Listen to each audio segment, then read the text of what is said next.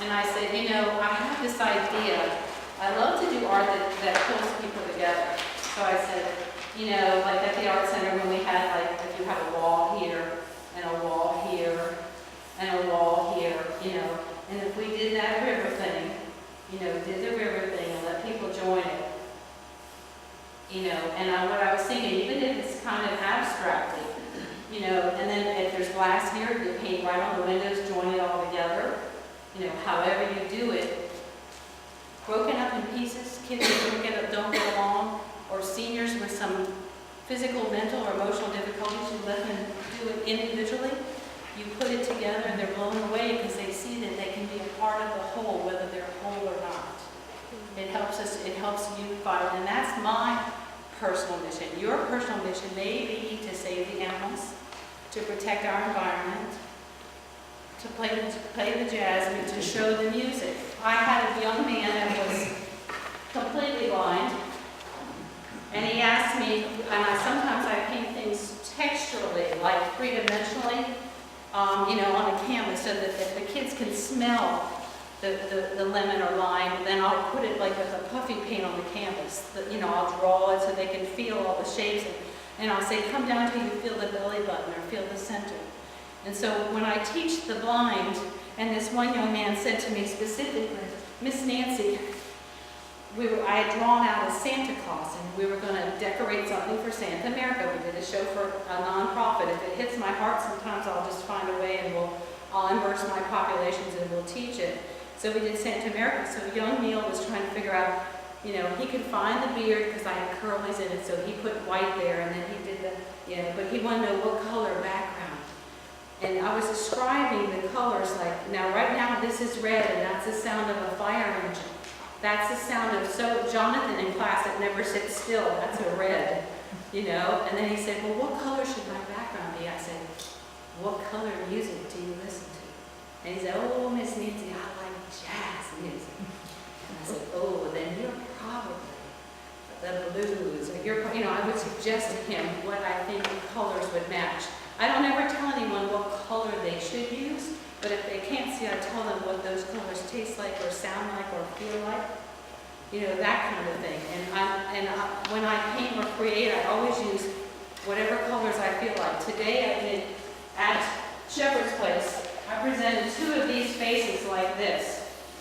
You know, they were simple things like this, and it was almost kind of an experiment. You know, so I had my faces, like you saw me draw, but then I had them broken up into like a mosaic, you know, like so I broke them up on purpose.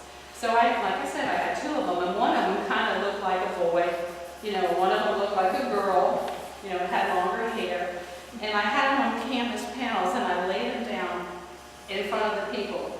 And so there was a man that was 93, painting with a young man that had a brain injury from a car accident. They painted the young man, but did it all hot pinks and lime green. And I said, it looks like a 20-year-old soccer player that's like starring in the Starburst commercial. Then the 2 older men, and one of them was a retired biologist who studied turkeys and nature, wild turkeys in a reserve in Texas. And whenever he draws, his sunsets are always perfect, and his colors of the leaves and the branches, it's from the environment he was in. It's always there. So they drew this, and with a volunteer, a man about his age, and it was funny because it was all camouflage colors. And I said, you are painting the perfect woman that would go up to hunting camp at Headingley. And they just laughed and laughed. It was all colors that you would actually see in the swamps on the bark on the leaves. Questions? Time? Nancy, we've got about 10 minutes. Okay. Is there anything that you can pull from your brain, either from the artist's way or some other motivational techniques, to get people who maybe aren't doing enough work right now and need to just motivate themselves to be creative? What kind of exercises or things that you should do? Absolutely. First thing, I highly recommend journaling. 3 pages a day is what Artist's Way recommends, and it is so successful when I journal, because if you just write, and you don't have to write about anything specific, and if you're more comfortable typing, but it's better if you do it in your longhand, write sometime every day. And usually about 2 pages in, I really know what's on my mind. The first page and a half might be about something stupid my kids did, you know? But I mean, but eventually it helps you settle down to what's on your mind. Take notes, keep a journal, take a book that goes with you. I don't care if you do a memo on your cell phone, there's always things I'm going, I don't want to lose that because that inspires me. Go to different things all the time. Have a friend with you and say, I need to do an artist date, so today we're going to the auto parts store, we're buying 3 things for $5 a piece because we like the shape and color of them. Okay, sometimes I do that, literally. Or sometimes I'll say, I'm going to Goodwill and I'm going to do something. Or go to an audition, even if you don't audition. Go and do something that stretches you out of your boundaries. Volunteer. Learn to work with kids and next generation. There are so many projects that we could use great photographers, beginning photographers. When I work with the Rotary Youth Club, when I work with the seniors, senior citizens would love just what you showed today.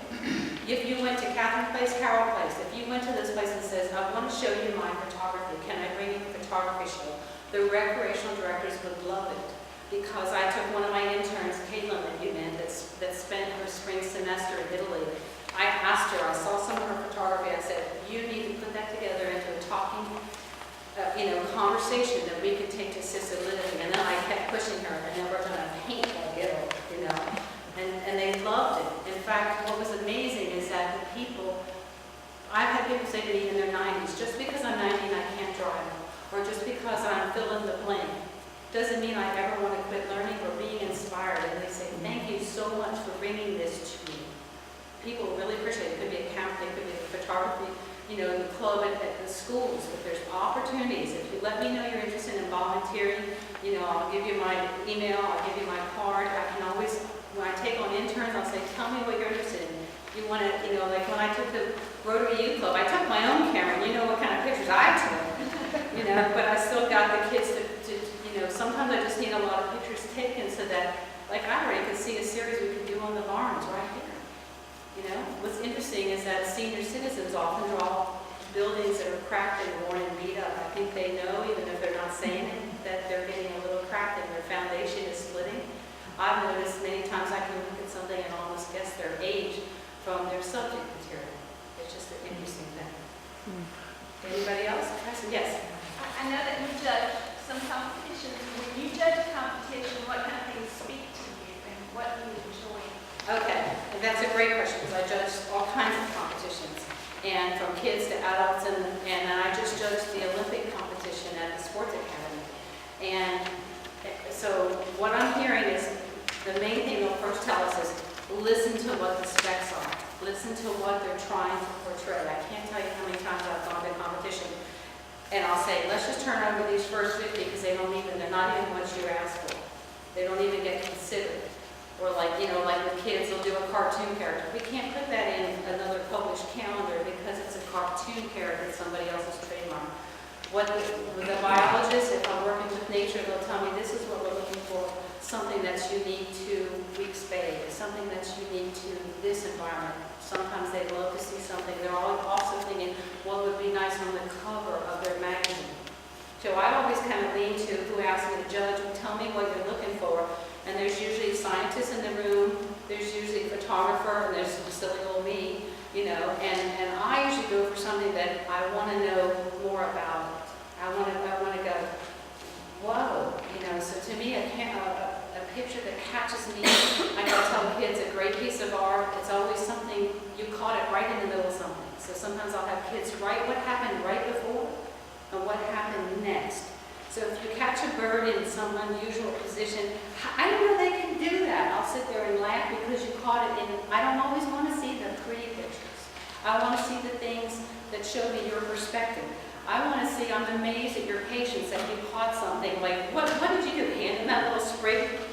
Sherry, what did you do to that squirrel? All the time, my umbrellas or whatever, all the right, that kind of thing. So the best advice I could possibly give you, and I have more handouts of things that you could go, you need to know what your voice is. What your voice is. If you absolutely love tree trunks or roots, show me that. Don't, just because everybody else is doing a flower or a bird, show me what you like. I judge the marine resource calendar for the kids the last 8 years, and I keep going, hello, why don't we have any plankton in here? We have enough jellyfish, we have enough. I want to go microscopic. I want to go all the different directions of learning. You know, if you love the sky with a little bit of the moss hanging down, show me that. If you love the new shoots as they come out of the ground, stop and look at past competitions. Sometimes they're looking for something that doesn't look like last year's species, okay? So sometimes they're looking for something different, so they have a fuller library when they have a collaboration. Good. Thank you.